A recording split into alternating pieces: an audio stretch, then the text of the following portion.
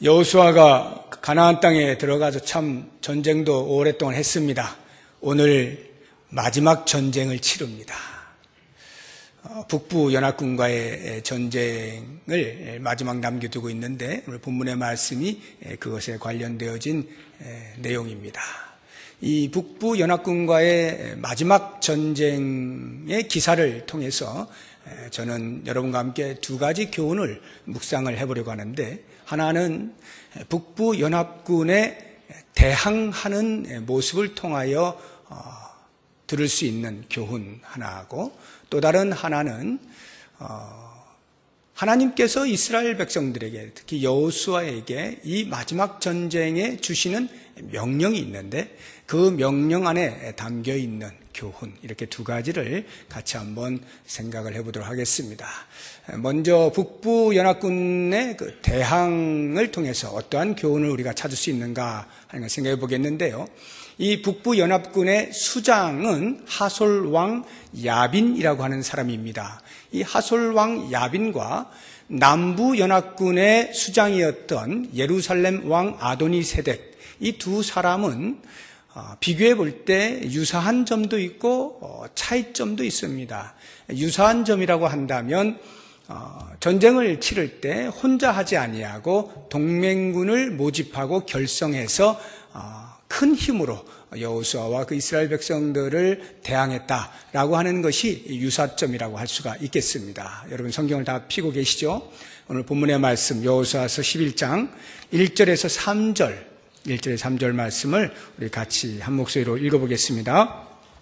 하솔왕 야빈이 이 소식을 듣고 마돈왕 요밥과 시므론 왕과 악삽 왕과 및 북쪽 산지와 긴네롯 남쪽 아라바와 평지와 서쪽 돌의 높은 곳에 있는 왕들과 동쪽과 서쪽의 가나안 족속과 아모리 족속과 헷 족속과 브리스 족속과 산지의 여부스 족속과 미스바 땅 헤르몬산 아래 히위 족속에게 사람을 보내매. 이렇게 동맹군을 모집하는 부분에 있어서는 남부연합군의 아도니세덱 왕과 매우 흡사해 보입니다. 그러나 차이점이 있는데요. 그것은 그 군사의 규모에 있어서 차이가 있습니다.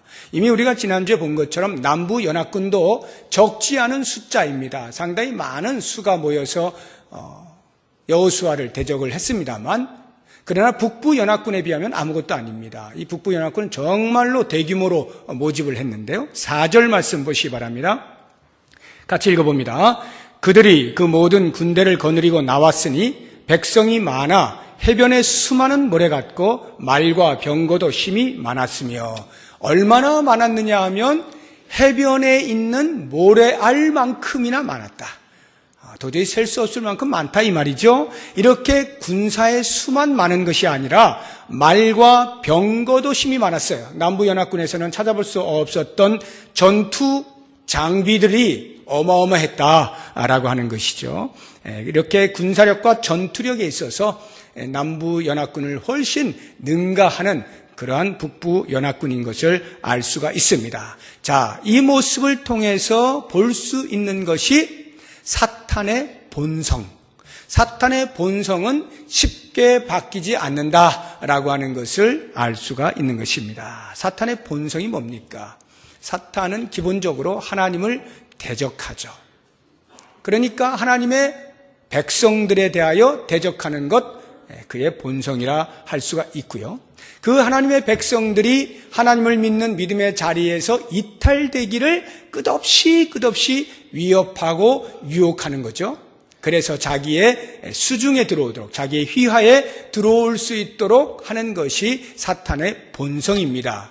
이 본성이 쉬이 바뀌지 않는다라고 하는 것이 우리가 생각해 볼 교훈인 것입니다. 무슨 말인가 하면, 지금 이 하솔왕 야빈이요, 소식을 듣습니다. 1절을 보면 이 소식을 듣고 이렇게 돼 있죠. 이 소식이 뭡니까? 조금 멀리 보자고 하면 여호수아가 가나안 땅에 들어와서 여리고성을 점령하고 아이성을 점령하는 이 가나안 땅 중부를 점령한 그 소문이죠. 그 소문을 듣게 된 것입니다. 그리고 기브온 사람들이 전쟁도 치르지 않고 그냥 백기 들고 화친을 청하는 항복을 했다라는 소문을 들은 것이죠. 좀 더 가까이 보자고 하면 남부연합군이 전쟁을 치르는데 힘 한 번 제대로 쓰지 못하고 여호수아에 의해서 추풍낙엽처럼 쓰러지고 그 모든 성읍들이 초토화가 되었다라고 하는 소문을 들은 것입니다. 이쯤 되면 상식적으로는 무서워서 안 되겠어. 보통 이렇게 돼야 될 것 같지 않습니까? 심지어 우리가 지난주에 본 것처럼 10장 21절에 보게 되면 남부연합군이 패퇴하게 되면서 그 주변에 있던 가나안 사람들이 더 이상 혀를 놀려 이스라엘 자손을 대적하는 자가 없었더라, 이렇게 표현하고 있지 않습니까? 이 정도로 좀 두려움에 휩싸여 있는 상태라고 한다면 이제 그만 자기 자신을 인정하고 그 힘 앞에 주눅이 들고 오금이 저리고 벌벌벌 떨면서 두 손 두 발을 싹싹 빌고 무릎을 꿇고 여호수아 앞에서 항복을 해야 하는 것이 정상적인 모습이라 이 말이에요. 그런데 이 하솔왕 야빈이 정작 보여주고 있는 태도는 뭡니까? 그러기는커녕 오히려 더 많은 군사들을 모집하죠. 더 많은 족속들에게 다 전가를 넣어서 모이자 해가지고 엄청난 수가, 바닷가에 모래알과 같은 어마어마한 군사의 수가 마병과 병거와 말들과 더불어서 함께 힘을 합하여서 대적을 하고 있는 이러한 모습을 보게 되는 것입니다. 이것이 사탄의 본성이라는 거예요. 믿음의 사람이 믿음을 확실하게 지킴으로 사탄이 더 이상 손 못 댈 것 같은데 그럼에도 불구하고 또 자기가 가지고 있는 최고의 힘을 동원해서 응원군을 불러서라도 어떻게 해서든지 믿음의 사람들을 넘어뜨리려고 끝까지 공격하는 것이 사탄의 본성이라 하는 것입니다. 이 모습을 잘 보여주고 있는 곳이 있죠. 욥입니다. 욥을 사탄이 시험하는 장면을 보시게 되면 이러한 사탄의 본성을 한눈에 알아볼 수가 있는데요. 욥이 얼마나 하나님 마음에 합한 자였습니까? 그러니까 사탄이 배가 아픈 거예요. 하나님, 욥이 물질이 많고 자녀가 잘 되고 이러니까 하나님을 잘 섬기는 거지, 그거 뺏으면 금방 무너질걸요? 그래서 이 사탄이 하나님의 허락을 받고 당장에 내려가 가지고 욥에게 있는 모든 재산을 한순간에 다 몰수해버립니다.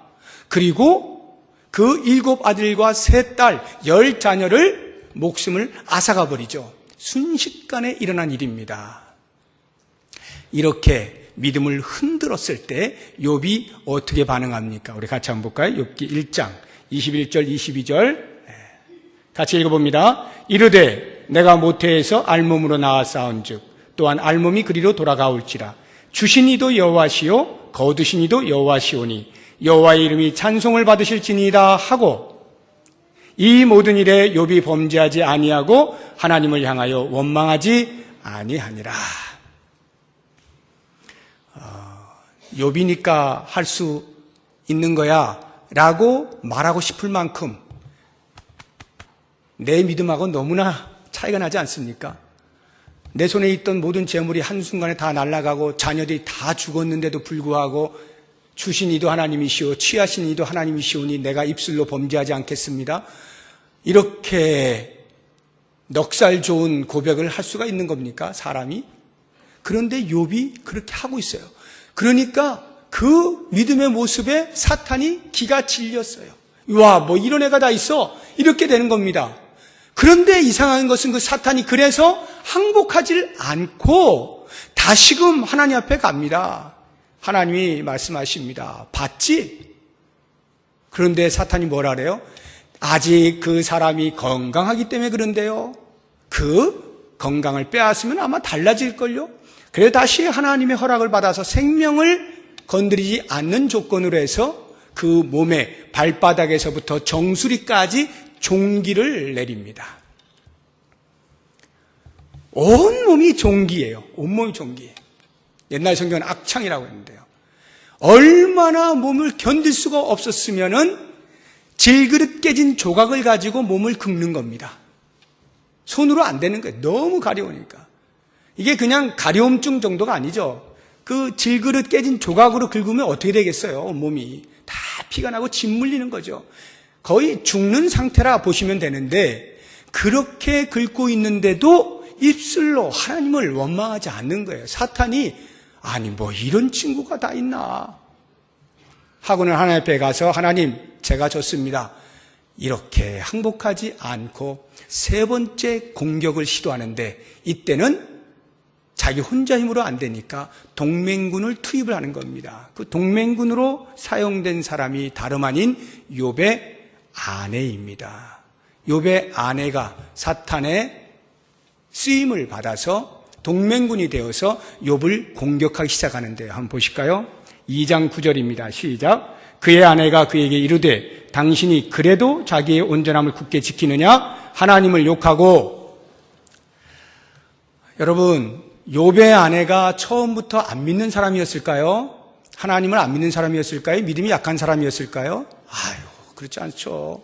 욥은 당대 의인이었습니다. 자녀들 하나하나에 대해서도 다 하나님 앞에 범죄하지 않기 위하여 날마다 제사를 드렸습니다.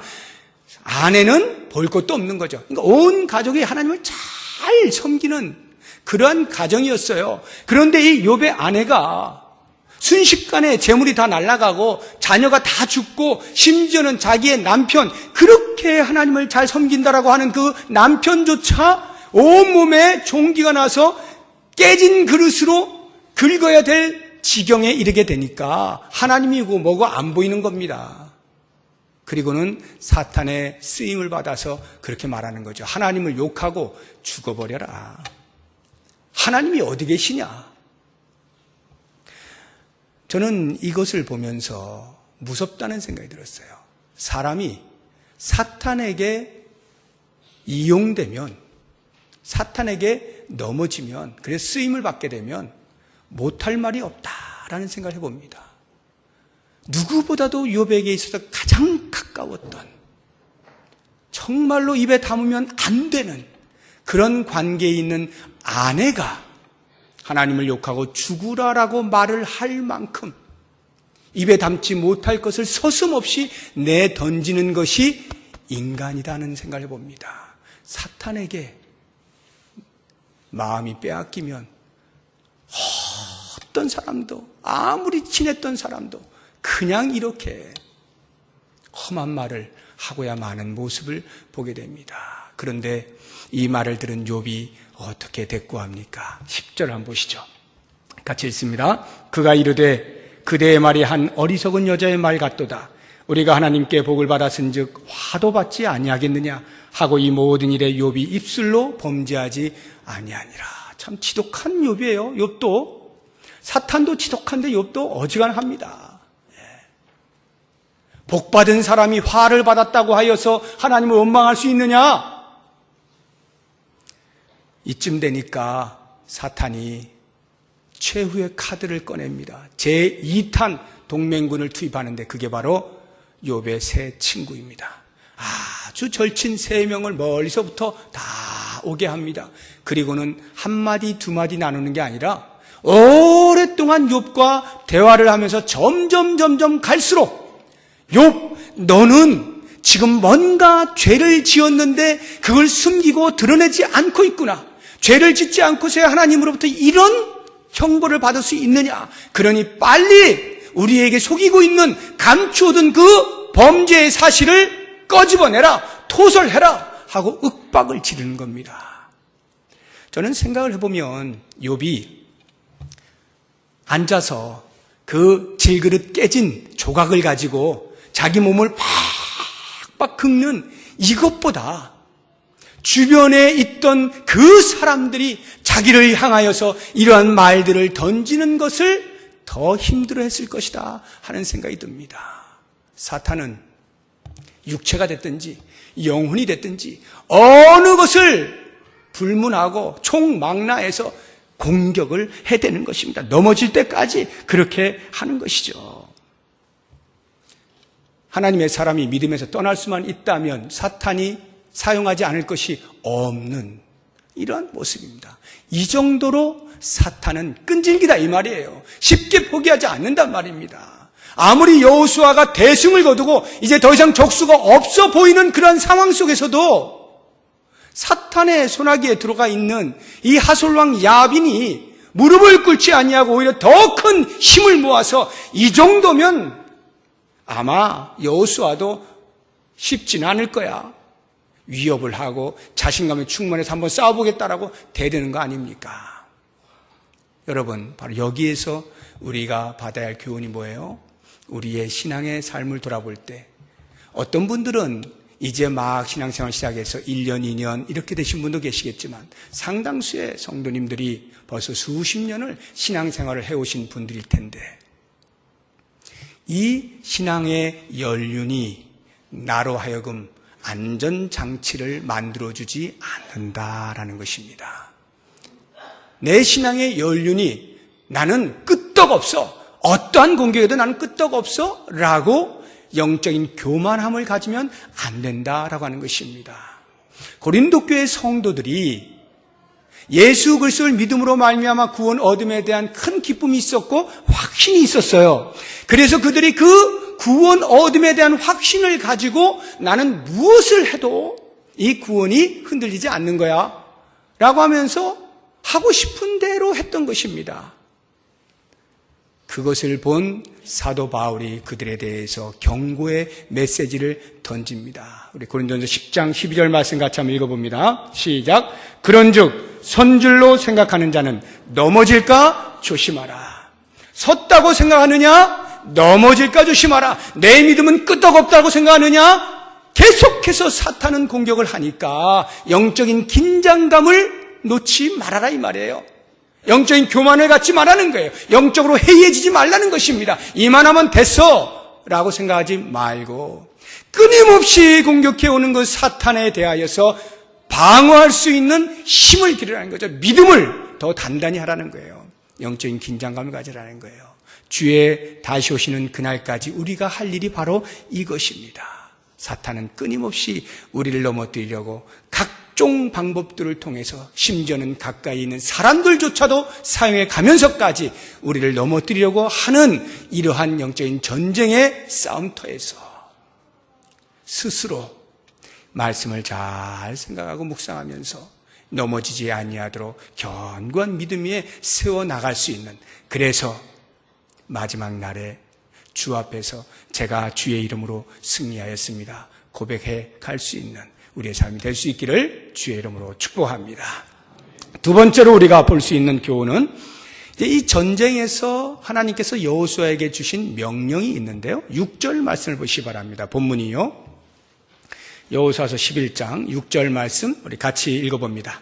여호와께서 여호수아에게 이르시되 그들로 말미암아 두려워하지 말라. 내일 이맘때에 내가 그들을 이스라엘 앞에 넘겨주어 몰살시키리니 너는 그들의 말 뒷발의 힘줄을 끊고 그들의 병거를 불사르라 하시니라. 명령하신 것 들어보세요. 맨 뒤에 너는 그들의 말 뒷발의 힘줄을 끊고 그들의 병거를 불사르라. 자, 초토화를 시키면 남는 게 있죠. 말이 있고 병거가 있는데 그 말 뒷발에 힘줄을 끊으래요. 아킬레스건을 끊으라는 겁니다. 그러면 말이 뛸 수가 없겠죠. 말이 뛰지 못하면 말이 아니죠. 말의 기능을 못하는 겁니다. 그러니까 쓸모없다 이 말이에요. 말 버려라 이 뜻이죠. 병거를 불사르라, 병거를 없애라 이 말이죠. 그런데 이게 잘 이해가 안 되는 거예요. 우리의 상식으로는. 왜냐하면요, 하나님께서 여호수아에게 전리품을 취할 수 있도록 허용해 주셨거든요. 13절 보십시오. 13절 14절 두 절을 같이 읽어봅니다. 여호수아가 하솔만 불살랐고 산 위에 세운 성읍들은 이스라엘이 불사르지 아니하였으며 이 성읍들의 모든 재물과 가축은 이스라엘 자손들이 탈취하고 모든 사람은 칼날로 쳐서 멸하여 호흡이 있는 자는 하나도 남기지 아니하였으니 사람만 다 죽이고요. 성읍과 재물과 가축들은 전리품으로 취할 수 있도록 허용을 해 주신 겁니다. 그러면 말과 병거도 역시 전리품에 해당되겠죠. 그들이 만약에 말과 병거를 취할 수만 있다면 얼마나 강력한 무기를 가지게 되는 겁니까? 그러니까 앞으로 어느 민족과 전쟁을 하더라도 상당히 유리해지겠죠. 그런데 왜 하나님께서 그 귀하고 귀한, 오늘날로 하면 최첨단 전쟁 장비인 말과 병거들을 다 없이 하라 명령을 하셨느냐 이 말입니다. 여기에서 오늘 우리가 교훈을 얻고자 하는 것이죠. 한마디로 이야기하면 오직 하나님만 의지하라는 것이죠. 하나님 아닌 다른 것을 의지하고 싶어 하는 그 어떤 것이라도 다 없이 하라는 거예요. 오직 하나님만 의지하라 이 말씀이죠. 여기서 이 말과 병거라고 하는 것은요, 하나님께서 원래 말하고 친하지 않으셔서, 말을 싫어하셔서, 병거하고는 잘 놀지 않으셔서, 그래서 말과 병거를 없애라는 그런 의미가 아닙니다. 이 말과 병거는 구약 성경에 보면 항상 인간의 힘을 상징할 때 표현하는 방법입니다. 말과 병거가. 한 두 구절만 한번 살펴보죠. 출애굽기 15장 19절 같이 봅니다. 시작. 바로의 말과 병거와 마병이 함께 바다에 들어가매 여호와께서 바닷물을 그들 위에 되돌려 흐르게 하셨으나 이스라엘 자손은 바다 가운데서 마른 땅으로 지나간지라. 홍해를 건너는데 바로의 말과 병거와 마병이 홍해 물속에 완전히 침수돼 버리죠. 그러나 이스라엘 백성들은 마른 땅을 건너가죠. 애굽으로 볼 때는 이 말과 마병과 병거가 어마어마한 인간의 힘입니다. 그에 비해서 이스라엘 백성들은 아무런 힘이 없어요. 무기조차 없습니다. 그런데 하나님께서 함께 하시니까 하나님을 의지하여 있는 이스라엘 백성들은 마른 땅을 조용히 건너갈 수 있고, 그렇게 자랑하던 애굽의 힘, 이것은 물속에 수장되어 버리는 겁니다. 인간의 힘이 하나님의 힘을 능가할 수 없다는 것이죠. 이사야서 31장 1절 말씀입니다. 같이 읽어봅니다. 도움을 구하러 애굽으로 내려가는 자들은 화 있을진저 그들은 말을 의지하며 병거의 많음과 마병의 힘이 강함을 의지하고 이스라엘의 거룩하신 이를 앙모하지 아니하며 여호와를 구하지 아니하나니. 애굽이 가지고 있는 인간적 힘을 의지하여 내려가는 자들에게 하나님께서 화를 내리시겠다. 나를 앙모하지 아니하고 나를 의지하지 아니하는 내 백성들은 있을 수 없다.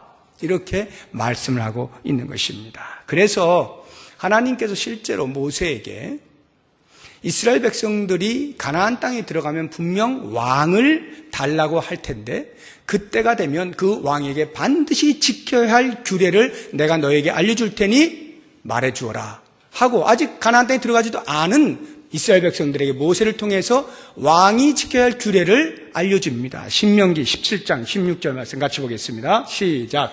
그는 병마를 많이 두지 말 것이요 병마를 많이 얻으려고 그 백성을 애굽으로 돌아가게 하지 말 것이니 이는 여호와께서 너희에게 이르시기를 너희가 이후에는 그 길로 다시 돌아가지 말 것이라 하셨습니다. 여기 병마는 몸이 아픈 병마 이런 게 아니고요. 병마, 말을 끌고 다니는 그러한 군사들 말하는 거예요. 애굽의 이러한 군사들, 이 병마를 부러워해서 우리도 이런 걸 가져야지 하고, 이스라엘의 왕은 절대로 이런 것을 많이 두지 말라라고 말씀하십니다. 왜요?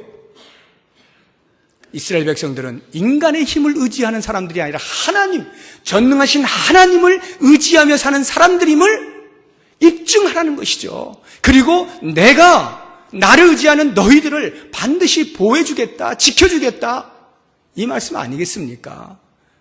그런데 이스라엘 백성들이 이제 가나안 땅에 들어와서 왕을 이제 세우지 않습니까? 1대 왕이 사울이잖아요. 그리고 그 다음 2대 왕 다윗과 3대 왕 솔로몬이 있죠.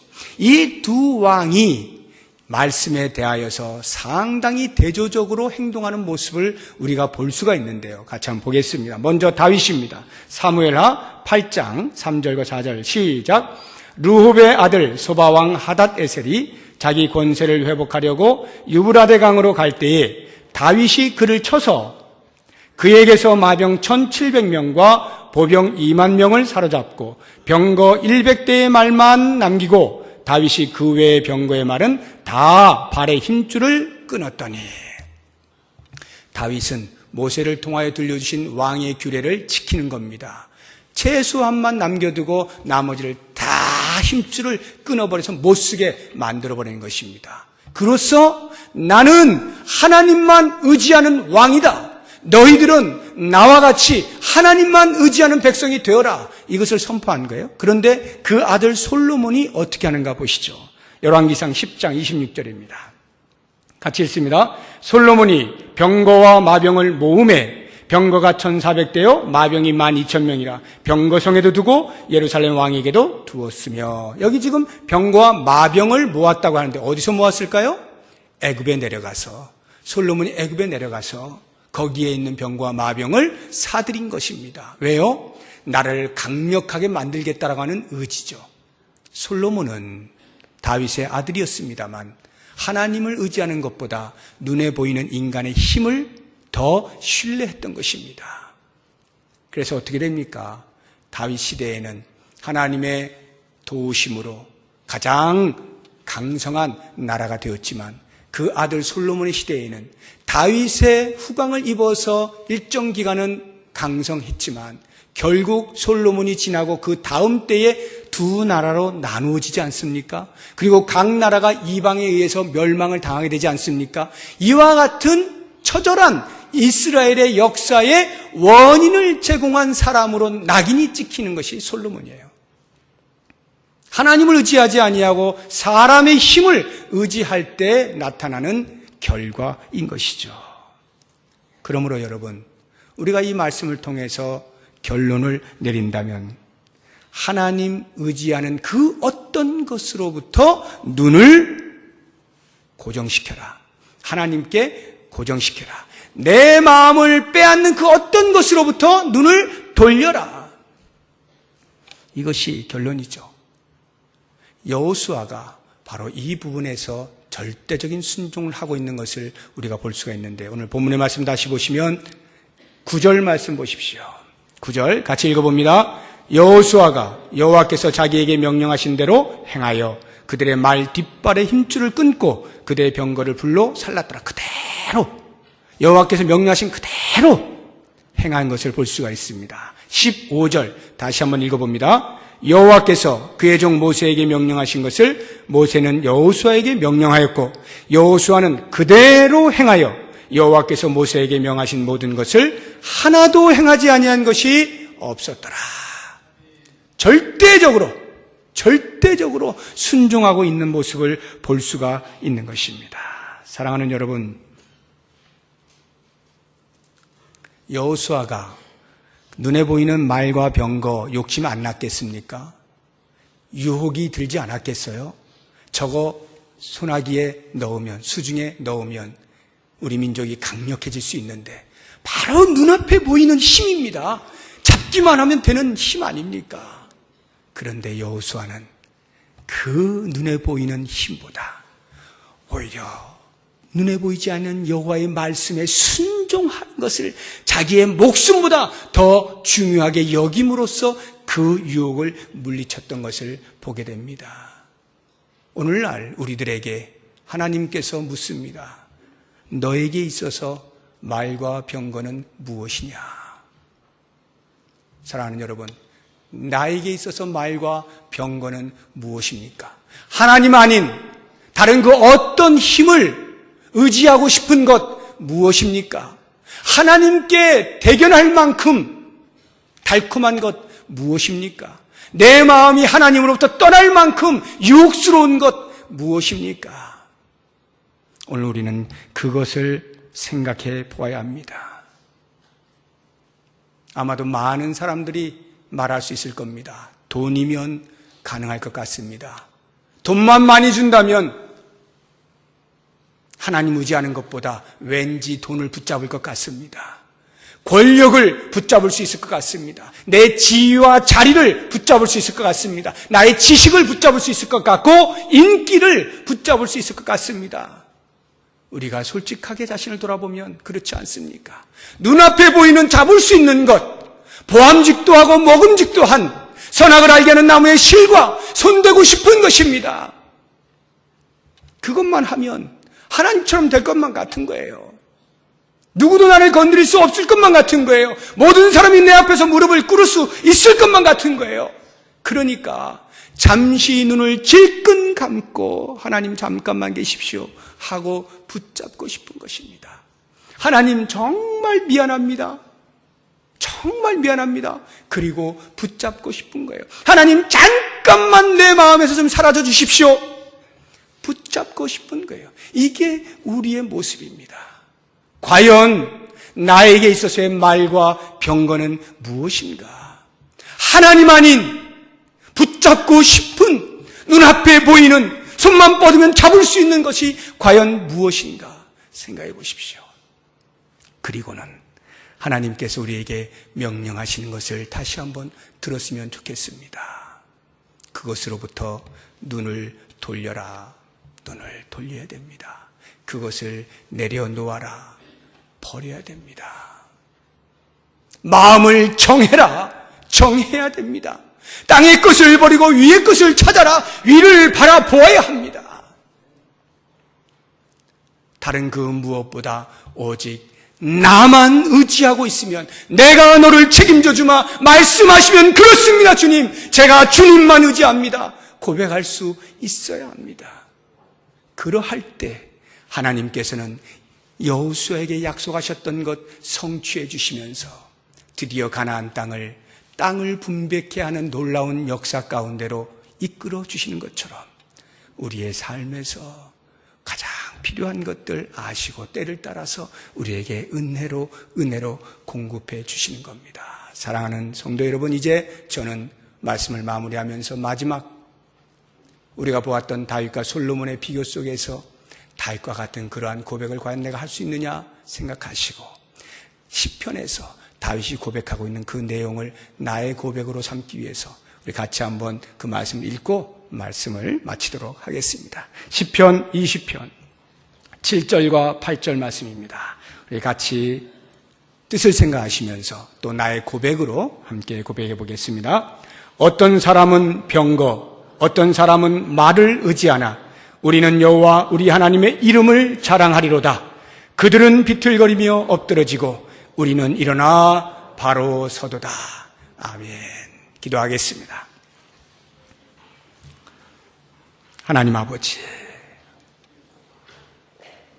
하나님 아버지, 어떠한 사탄의 유혹과 위협에도 흔들리지 않겠습니다. 견고한 믿음을 지키겠습니다. 영적인 긴장감을 놓치지 않겠습니다.